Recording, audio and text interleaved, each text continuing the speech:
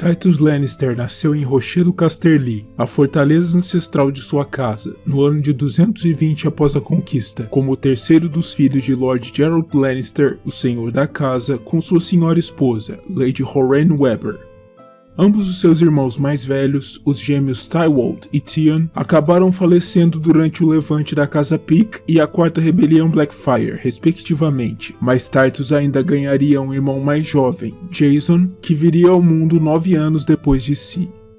Durante seus anos de juventude, Tytus chegou a servir como um escudeiro, mas jamais chegou a ser sagrado como um cavaleiro, uma marca que teria grande impacto em sua vida posteriormente.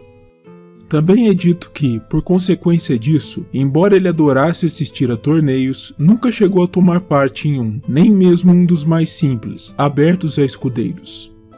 Com a morte dos irmãos mais velhos, Tytus acabou se tornando o herdeiro ao Rochedo e ao Ocidente, o que levou a viúva de Theon, Lady Ellen Raine, a tentar seduzi-lo, e o fato de ele já se encontrar casado à época desde o ano anterior, com a senhora Jane da Casa Marbrand, parecia não fazer a menor diferença para Ellen, que esperava convencê-lo a abandonar seu casamento em favor dela. Tytus a princípio entrou no jogo, mas aparentemente se sentiu tão intimidado por Ellen que, na hora da consumação, ele falhou em performar, o que o levou a confessar tudo à sua esposa, humilhado, colocando um fim à tentativa da mulher Raine. Jane perdoou o marido pelo caso, mas não a Ellen, e informou tudo a Lord Gerald, que para sanar a questão e evitar novas tentativas de sedução, casou-a às pressas e contra a vontade a um de seus vassalos solteiros, Lord Walderan, na Casa Tarbeck, completamente alheio aos protestos da mesma. Ellen, por sua vez, também jamais esqueceu a frustração por ter tido seu plano desfeito daquela forma, e guardaria um profundo rancor contra os Lannister dali em diante, o que apenas se avolumaria com o passar dos anos e, da mesma forma, teria consequências graves em um futuro não tão distante, mas este é um assunto para um outro vídeo. Tytus era considerado pouco adequado como herdeiro por seu pai, já que não havia sido preparado para o posto durante os primeiros 16 anos de sua vida, mas ainda assim, Lord Gerald tentou de tudo para manter não apenas o Ocidente pacificado, mas também para treinar às pressas Tytus para sucedê-lo, pois o Lord sabia como a vida poderia ser imprevisível, e se algo lhe acontecesse, Tytus representaria o futuro da Casa Lannister, para o bem ou para o mal. A hora da sucessão finalmente chegou em 244 após a conquista, quando Tytus tinha cerca de 24 anos, e seu pai veio a falecer, tornando-o o novo Lorde de Rochedo Casterly. Ele e sua esposa Marbrand, durante este período, chegaram a ter 5 filhos no total: Tywin, Kevan, Jaina, Tyget e Jerion, e ao menos o mais velho deles, Tywin, demonstrou desde cedo um certo tino, uma certa energia transbordante, que sugeria que ele poderia se tornar um grande senhor no futuro, mas naquele momento presente, o desafio estava nas mãos de Tytus, e ele ponderou que a melhor forma de governar seu território, mesmo não tendo o preparo necessário para isso, seria tornando-se bem amado por seus vassalos. Isso fez com que Tytus se tornasse muito leniente e condescendente com seus senhores, sempre ansioso por agradar a todos, e os lords ocidentais, interpretando essa gentileza excessiva como uma fraqueza de caráter, decidiram explorá-la, tirando vantagem na natureza de Lord Tytus para ganhos pessoais, fazendo coisas como tomar dinheiro emprestado das vastas reservas de ouro dos Lannister sem a menor intenção de devolvê-lo, ou insultando o Lorde por suas costas. Diante de si, Tytus era referido como o Leão Sorridente, por conta de sua natureza afável, mas pelas suas costas, os lords tinham um nome menos lisonjeiro em seus lábios: o Leão Sem Dentes, indicando que Tytus não era uma ameaça a eles mesmo se comportassem de forma inadequada e desrespeitosa. Além disso, alguns lords começaram a desafiar abertamente os desejos de Lord Tytus, como por exemplo na instância em que Lord Farman começou a construção de uma nova frota de combate para proteger sua costa dos Nascidos no Ferro, mesmo que Lord Tytus fosse contra, temendo ofender os Greyjoy de Pike. 3 cavaleiros com terras e um lorde menor, cujas terras se encontravam na divisa entre o ocidente e as terras da Campina, vendo a forma como o Lord Titus parecia estar perdendo o controle sobre suas terras, chegaram ao extremo de renunciar a sua lealdade a Rochedo Casterly e a jurar lealdade a Jardim de Cima ao invés disso, argumentando que os Tyrell lhes ofereceriam maior proteção do que os Lannister, um movimento que teria enfurecido e humilhado um senhor mais suscetível, mas que Lord Titus simplesmente deixou passar. Enquanto isso, uma querela menor entre os Lords Chast e Falwell, que normalmente seria intermediada e resolvida por seu senhor suzerano, não foi levada sequer ao conhecimento de Titus, pois os Lordes vassalos não acreditavam que ele tivesse autoridade suficiente para resolver a questão. Ao invés disso, as duas casas tentaram se resolver sozinhas, com um embate corpo a corpo que acabou resultando em 9 mortes, 27 aleijamentos e ferimentos, mas não na resolução da questão. Por sua parte, Lord Stakspear dobrou de forma unilateral os impostos sobre seus camponeses, ainda que Lord Titus tivesse proibido expressamente a prática, o que obrigou o senhor, normalmente passivo, a agir para variar, contratando uma companhia de mercenários espadachins de volantes para forçar seus lords a cumprirem seu édito senhorial. De acordo com as memórias da própria Jaina Lannister, em uma conversa com seu sobrinho Jaime anos mais tarde, Lord Titus concordou em casá-la com Aemon Frey, o segundo dos filhos legítimos do Senhor da Travessia, Lord Walder, apenas como forma de agradar o Lorde, mas o ato acabou sendo bastante temerário, pois naturalmente, quase todas as casas nobres ocidentais esperavam angariar a mão da única filha do Lorde para seus próprios filhos, e o anúncio da união, que se deu no ano 252 após a conquista, foi recebido como uma bomba no rochedo. Um dos senhores vassalos em particular, Lord Roger Rayne, o Leão Vermelho de Castamere, o segundo senhor mais poderoso do ocidente, abandonou abruptamente o salão a quando do anúncio do noivado, enquanto Lady Ellen, a mesma que tentara se casar com Titus anos antes, ria histericamente diante da perspectiva. Aquilo era um mau sinal. Ainda assim, o restante dos lordes presentes ao salão, quase toda a nata do ocidente, permaneceu em silêncio, e apenas uma voz se levantou contra aquela ideia. A do herdeiro de Titus, o jovem Tywin, que não era cego às inadequações do pai ao governo e fervia de raiva a cada demonstração de insubordinação dos lordes do ocidente.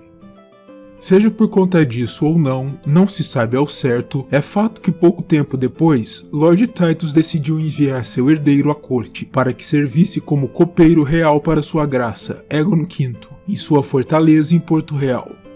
Disse a boca miúda nos corredores do rochedo que, antes da partida de Tywin, pai e filho chegaram a discutir aos berros no solar do senhor, e existem até mesmo aqueles que afirmam que Tywin chegou a estapear Titus no rosto, embora essa parte da narrativa nunca tenha ficado provada.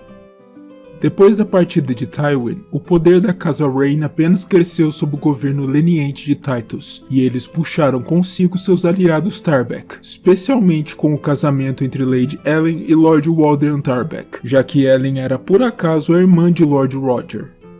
Os Tarbeck não se demoraram a se aproveitar da facilidade com a qual Lord Titus emprestava vastas somas de dinheiro que eles não precisavam necessariamente devolver, usando o ouro dos Lannister para reforçar e reformar o combalido solar Tarbeck até que estivesse tão forte quanto antes, não apenas reforçando suas muralhas de sua torre, mas também usando o dinheiro para mobiliar o solar até torná-lo tão esplendoroso quanto os castelos de quaisquer casas ricas do ocidente. Enquanto isso, o normalmente alegre e jovial Titus se tornou lamentoso e triste no ano 255, com a morte de sua senhora esposa, pouco após dar à luz seu quinto e último filho, e esse estado de espírito sombrio, combinado com sua inação habitual, tornou as condições no ocidente cada vez piores nos anos que se seguiram. Como resultado, bandidos começaram a se espalhar pelas terras Lannister, pilhando os transeuntes e agindo de acordo com as próprias regras, enquanto os lordes vassalos de Titus ignoravam completamente suas ordens a essa altura, passando a atuar de forma autônoma, de acordo com seus próprios interesses e as próprias visões de mundo. Isso se tornou um problema tão grave que a anarquia que imperava no ocidente ameaçava transbordar para as outras regiões dos reinos, o que levou o Trono de Ferro a agir. Por 3 vezes, o rei Aegon V enviou soldados da corte para controlar a situação, mas os malfeitores sempre retomavam suas atividades depois que as tropas e os cavaleiros reais partiam, confiantes na inação do leão que comandava aquelas terras, tão emasculado quanto um gatinho. Durante a Guerra dos Reis de 9 Moedas, nome pelo qual a quinta e última rebelião Blackfyre ficou mais conhecida, Lord Tytus, mesmo passivo como era de costume, respondeu à convocação do novo rei, Jaehaerys II, ao combate, enviando não apenas 3 de seus filhos, Tywin, Kevan e Tyget, como também um grande destacamento de 11.000 soldados Lannister sob o comando de seu irmão mais jovem, Sir Jason. Enquanto isso, o próprio Tytus permaneceu no ocidente, eventualmente tomando a ama seca de Geryon como sua primeira amante, para aquecer sua cama agora que sua esposa havia partido. Quando os filhos de Tytus retornaram após o fim da guerra, eles se encontravam endurecidos pelo combate, e logo que chegaram, Sir Tywin e seu irmão Kevan se puseram a trabalhar com ou sem a anuência de Tytus, tratando de caçar e exterminar os bandidos que ainda se espalhavam pelas terras Lannister, pacificando o ocidente à força. Lord Tytus chegou a protestar diante dessa demonstração de autonomia, fracamente, antes de retornar ao conforto da cama de sua amante e esquecer o assunto. A questão é que Tywin ainda não havia terminado. A próxima atitude do jovem foi passar a exigir que todo o ouro emprestado pelos Lannister fosse devolvido, até a última moeda, e as casas que não pagassem, fosse pela razão que fosse, deveriam enviar um refém para viver no rochedo até que a dívida fosse saldada por completo. Ao mesmo tempo, ele enviou seu irmão Kevan no comando de 500 cavaleiros veteranos para terminar a tarefa de livrar o Ocidente dos malfeitores, enquanto os lordes do Ocidente tentavam pôr suas dívidas com os Lannister em ordem. Sir Harry Swift foi um dos que não conseguiram pagar, enviando ao invés disso sua filha, Lady Dorna, ao rochedo, onde Kevan se tornou enamorado a ela e ambos acabaram se casando. Outros lordes e cavaleiros não foram tão prontos em saldar o que era devido, no entanto, variando entre a resistência moderada e o desafio aberto ao édito do jovem Tywin. Um dentre tais lordes foi, naturalmente, Roger Rayne, que se sentia seguro em sua posição de poder, e segundo rumores, riu a ser informado sobre a ordem de Tywin, aconselhando seus lordes vassalos menores e cavaleiros, além de seus amigos em outras casas nobres, a não fazerem nada, ignorando solenemente o que o jovem leão havia determinado. Lord Tarbeck, por sua vez, decidiu agir, cavalgando em pessoa até o rochedo para conferenciar com Lord Tytus, confiante de que conseguiria convencê-lo a emitir uma contra-ordem cancelando os éditos do filho. Mas o que o petulante senhor ignorava então era que Tytus não se encontrava no rochedo na época, e quando ele finalmente chegou, foi recebido ao invés disso pelo próprio Tywin, que o aprisionou. As coisas estavam escalando rapidamente, e quando Tytus retornou aos seus domínios, ele decidiu agir rapidamente para desfazer o que o filho havia feito, pressentindo que aquilo poderia até mesmo conduzir a uma guerra aberta dentro de seu território. Ele ignorou a sugestão de Tywin de que Lord Tarbeck deveria ser devolvido em 3 pedaços ao seu solar, e ao invés disso o libertou prontamente, com efusivas desculpas pelo comportamento do herdeiro ao ocidente, em troca da libertação dos cativos Lannister que a esposa de Lord Walden havia feito em resposta ao seu aprisionamento. Com os prisioneiros trocados, a questão parecia solucionada, e apenas Tywin se sentia furioso com o desenrolar dos fatos, mas Tytus acreditava ter evitado uma grande catástrofe com suas ações. Como uma medida adicional de boa-fé, Tytus determinou também o perdão total da dívida dos Tarbeck, antes de Lord Walden retornar ao seu solar. Contudo, as atitudes de Tytus, longe de trazerem a pacificação do Ocidente como ele vinha esperando, apenas serviram para precipitar ainda mais a guerra, já que demonstraram aos Rayne, aos Tarbeck e às outras casas nobres da região que Tytus permanecia sendo o mesmo personagem fraco e leniente de sempre. No ano seguinte ao do impasse, 261, as duas casas nobres simplesmente renunciaram à sua lealdade a Tytus e aos Lannister, entrando em revolta aberta contra o rochedo, graças a mais ações temerárias de Tywin tomadas à revelia da vontade do pai. E foi Tywin em pessoa quem lidou com a questão da revolta, enquanto Tytus, para variar, protestava fracamente antes de se cansar e retornar ao gentil abraço de sua senhora. A revolta terminou naquele mesmo ano com as extinções dos Rain e dos Tarbeck, e depois dela, nenhuma outra casa ocidental ousou desafiar o poder dos Lannister, por conta de seu temor recém-adquirido por Tywin, e mesmo que Tytos ainda estivesse no poder nominalmente, era a Tywin que os lordes ocidentais passaram a respeitar e a temer daí em diante. No ano seguinte, Tywin foi nomeado mão do rei pelo novo monarca, Aerys II, seu antigo amigo que combatera ao seu lado na Guerra dos Reis de Nove Moedas, e por isso ele precisou se mudar para a corte em Porto Real, mas Tytos experimentou um período de paz e tranquilidade raras vezes visto antes em suas terras mesmo após a partida do herdeiro, pois nenhum lorde ocidental ousaria se sublevar mesmo com Tywin distante, e os malfeitores e bandidos haviam sido exterminados. Em uma determinada tarde de outono, Lord Tytos se viu, sem saber como, no caminho entre uma leoa e sua presa, e o animal em fúria atacou seu cavalo, quase chegando a atacar o próprio Lorde. Sua vida acabou sendo salva pelo mestre dos canis do rochedo e por seus cães de caça, ao custo de 3 animais mortos e da perda de uma das pernas do homem. Como recompensa por seu ato heróico, Tytos elevou o mestre dos canis à nobreza, concedendo-lhe terras e uma fortaleza, e desde então, seus descendentes passaram a se contar entre os vassalos mais leais e atuantes dos Lannister. A casa que surgiu recebeu o nome de Clegane, e o símbolo escolhido pelo mestre dos canis refletiu sua experiência traumática, mas recompensadora no final. 3 cães negros, uma homenagem aos seus 3 animais mortos, sobre fundo amarelado, representando a vegetação outonal. Nos anos finais de sua vida, Lord Tytos se tornou muito gordo devido à sua indolência e ao seu estilo de vida sedentário, já que não sendo um homem treinado em armas, não se exercitava muito. Ele decidiu tomar uma segunda amante, uma mulher plebeia, filha de um fabricante de velas.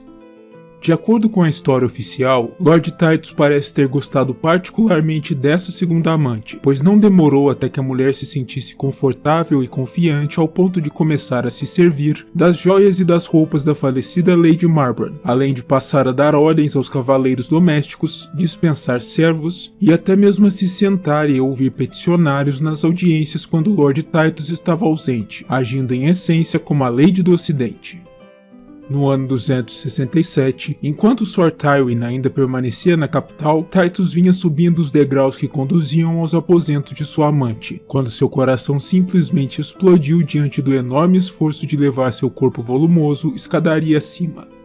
Tytos Lannister faleceu com a idade de 46 anos, e sua morte inaugurou uma nova era no Ocidente e nos Sete Reinos, completamente diferente do que havia sido até então, pois pela primeira vez em muito tempo o Ocidente seria mais uma vez governado por um verdadeiro leão.